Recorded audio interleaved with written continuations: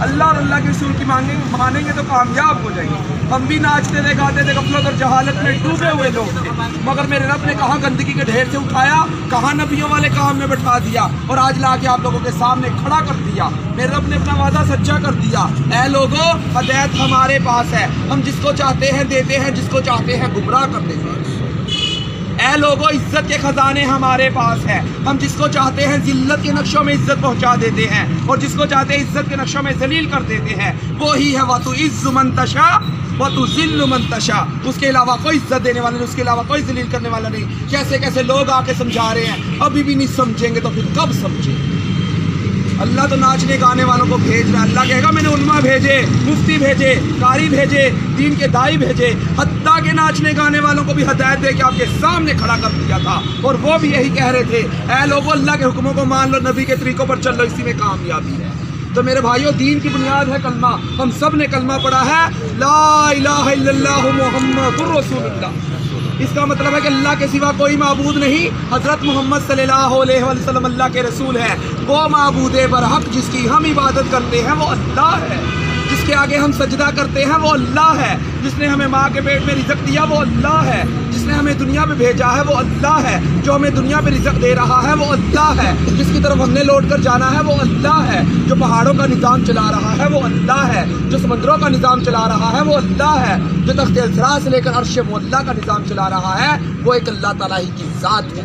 اس کے علاوہ کوئی دوسری ذات نہیں ہے، وہ وحدہ لا شریک ہے، اس کا کوئی شریک نہیں ہے، نہ اس کا کوئی ہمسر ہے، نہ کوئی ثانی ہے، نہ کوئی ساتھی ہے، نہ وہ کھاتا ہے، نہ پیتا ہے، نہ سوتا ہے، نہ اس کی کسی سے رشتہ داری ہے۔ وہ بے نیاز ذات ہے، وہ بے نیاز ذات ہے، وہ صمد ہے، وہ بے نیاز ہے، وہ خالق ہے، وہ سب کو پیدا کرنے والا ہے، وہ رازق ہے، وہ سب کو رزق دینے والا ہے، وہ سمیع ہے، وہ سب کی سننے والا ہے، وہ بصیر ہے، وہ سب کو دیکھنے والا ہے، وہ علیم ہے، وہ سب کچھ جاننے والا ہے، وہ الباری و مصور ہے، وہی جان ڈالنے والا اور صورتیں بنانے والا ہے، وہ الحی ہے، ہمیشہ ہمیشہ زندہ رہنے والا ہے، وہ القیوم ہے، سب کو قائم کرنے اور سنبھالنے والا ہے، وہ وہاب ہے، سب کو عطا کرنے والا ہے، وہ قہار ہے، سب کو اپنے قابو میں رکھنے والا ہے، وہ جبار ہے، زبردست ہے، وہ المومن ہے، امن اور ایمان دینے والا ہے، وہ رحیم ہے، بے حد رحم کرنے والا ہے، وہ رحمان ہے، بڑا مہربان ہے۔ وہ کون ہے؟ وہ اللہ ہے جو ہم پر مہربان ہو گیا، جس نے ہمیں انسان پیدا کیا،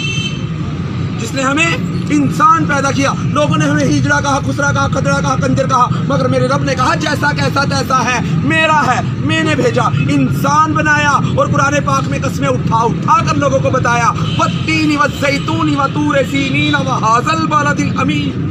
اللہ کہہ رہا ہے قسم ہے انجیر اور زیتون کی، قسم ہے صحرائے سینا، طور کے پہاڑ کی۔ حضرت موسیٰ علیہ السلام والا جدھر اللہ سے ہم کلام ہوا کرتے تھے، پھر کہہ رہا ہے اس امن امان والے شہر یعنی مکہ معظمہ کی، پھر کہا لقد خلقنا الانسان فی احسن تقویم، کہ ہم نے انسان کو خوبصورت پیدا کیا۔ تو پھر ہم کون ہوتے ہیں انسانوں میں کمیاں دیکھنے والے، اپنے رب کی تخلیق کی ہوئی چیزوں میں کمیاں نوٹ کرنے والے۔ اللہ کے نبی نے فرمایا اس وقت تک اسے موت نہیں آئے گی جب تک کہ اس کی کمیاں نکال کے اس کے اندر منتقل نہ کر دی جائیں گی۔ رحمان کا کام ہے خوبیاں دیکھنا، شیطان کا کام ہے کمیاں دیکھنا۔ شیطان تو کمیاں دکھاتا ہے، میرے اندر 101 کمی ہے، مجھے دیکھ کر چلو گے تو گمراہ ہو جاؤ گے، اللہ کے نبی کے طریقے کو دیکھ کر چلو گے تو فلاح پر پہنچ جاؤ گے، بامراد ہو جاؤ گے، دہشت ملے گی، جنت ملے گی۔ اس کے لیے تیاری ہو رہی ہے دین کی محنت سے۔ میرے بھائیوں، جن کا وقت نہیں لگا، اگر ہم جیسے لوگ 4 مہینے لگا سکتے ہیں، آپ لوگوں کے لیے کوئی مشکل نہیں ہے۔ یہ ہے کوئی مشکل؟ اگر آپ لوگ نہیں کام کرو گے، پھر اللہ ہم جیسا کو ہدایت دے کہ ہم سے دین کا کام لے رہا ہے۔ اللہ تو کسی کا محتاج نہیں ہے، ہم سب اللہ کے محتاج ہیں۔ قرآن پاک میں پڑھ رہے ہیں نا، الم تر کیف فعل ربک باصحاب الفیل، کیا تمہیں معلوم نہیں، کیا تم جانتے نہیں تمہارے رب نے صحاب فیل کے ساتھ، ہاتھیوں کے لشکر کے ساتھ، ابرہ کے لشکر کے ساتھ کیا معاملہ کیا؟ پرندوں کے ذریعہ، ابابیل کے ذریعے ہلاک کیا اور بیت اللہ شریف کی حفاظت فرما کر دکھائی۔ نمرود کو ایک مچھر کے ذریعے ہلاک کیا، جس بادشاہی کے تخت پر بیٹھ کر وہ سجدے کروایا کرتا تھا، اسی بادشاہی کے تخت پر بیٹھ کر اللہ پاک نے اس کے سر میں چھتر لگا کے دکھائے۔ حضرت ہود علیہ السلام کی قوم عاد جو کہتی تھی میں بڑی طاقتور قوم ہوں، حضرت ہود علیہ السلام نے کہا اے قوم، یہ جو تمہیں طاقت دی ہے اللہ نے دی ہے، اصل طاقت تو اللہ کی ہے، اللہ کو مانو، کیوں غرور کرتے ہو، کیوں تکبر کرتے ہو، کیوں گھمنڈ میں ہو؟ مگر ان قوم والوں نے نہ مانا، اللہ نے ایک ہوا چلائی، پٹک پٹک کے مارا، ایسے پڑے تھے جیسے کھجور کے تنکے بکھرے پڑے۔